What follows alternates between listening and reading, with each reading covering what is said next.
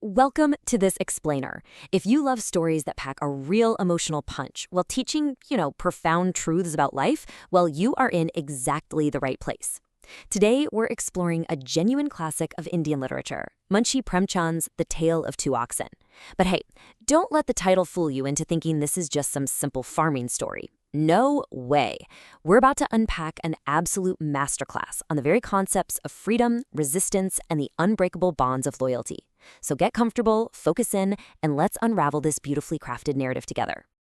Okay, let's dive into this with a question that sits at the absolute heart of our story today. Do animals also understand the meaning of friendship, loyalty, and freedom, just like us humans do? It's a pretty profound thought, right? I mean, we usually reserve these high-level emotional concepts entirely for ourselves. But what happens when a story strips away human dialogue and places the heavy weight of love, suffering, and that deep desire for freedom squarely on the shoulders of two farm animals? Let's meet our protagonists and find out. Section 1. Juri and the Oxen's Love, a bond of true friendship. So our story kicks off with a farmer named Juri and his two absolutely incredible oxen, Hira and Moti. Now, these two weren't just livestock. They were exceptionally strong, incredibly hardworking, and above all, they were best friends who were literally always side by side. What's super important to understand here is the dynamic between the farmer and the animals. Juri loved his oxen deeply, and Hira and Moti, well, they loved him right back. They considered Juri their true master. You see, they didn't pull the plow out of fear of a whip. They worked tirelessly out of pure devotion, love, and mutual respect. This mutual affection establishes this beautiful baseline of dignity. Hira and Moti are treated with real empathy, and they reflect that empathy right back to their human caretaker. Section 2. Cruelty at Gaia's House, the Loss of Freedom. But as you might guess, this peaceful existence is soon shattered. One day, for completely unavoidable reasons, Juri has to send Hira and Moti away to live with his brother-in-law, a guy named Gaia. As the oxen are led away, they are just deeply confused and totally heartbroken. The source material actually notes how they kept looking back over their shoulders toward Juri's house on the road, feeling like they were being cruelly torn away from their beloved master. And this brilliantly illustrates the sudden, jarring shift in their reality. Back at Juri's home, they experienced love, affection, good food, and mutual respect. But stepping into Gaia's house, their whole world flips upside down. They're met with stark cruelty, gnawing hunger, backbreaking labor, and frequent beatings. Just like that, they've instantly lost their freedom, going from respected companions to abused captives. Now, Hira and Moti don't just roll over and accept this terrible fate. Let's trace their journey here. After being sent away and enduring that first agonizing day at Gaia's, they make a really bold decision. That very first night, they break free and run all the way back to Juri. When Juri sees them, he is absolutely thrilled. But sadly, the joy is short-lived. The very next day, a furious Gaia tracks them down and drags them right back to his house.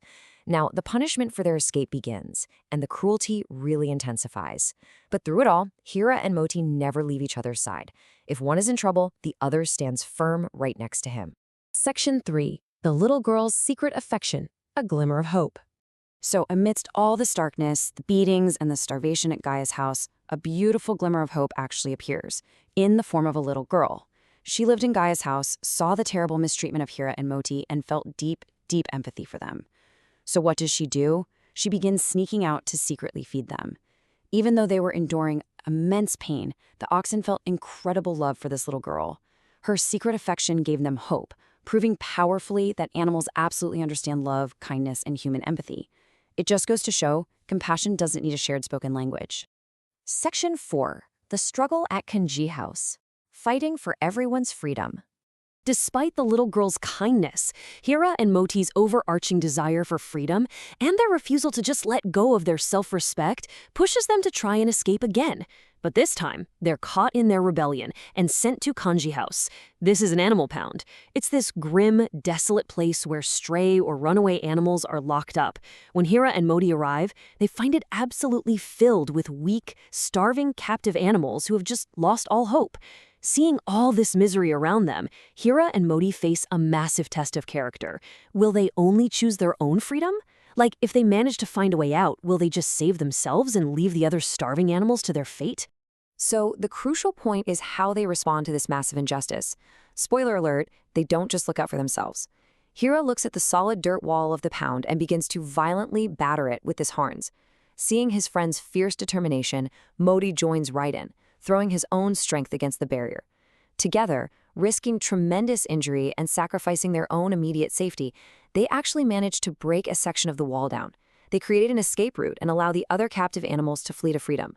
It's just this breathtaking moment of courage and selflessness.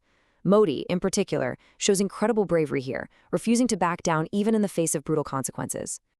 Section 5. Return home and happiness, the reward of resilience.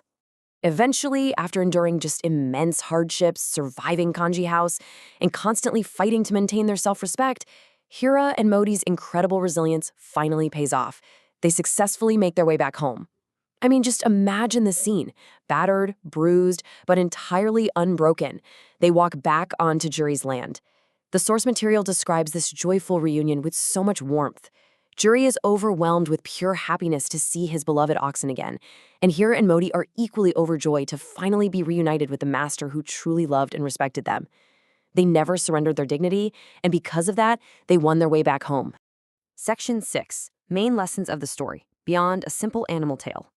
Let's move to and see how this builds into the broader takeaways. Because as you've likely realized by now, the tale of two oxen goes way beyond a simple story about farm animals.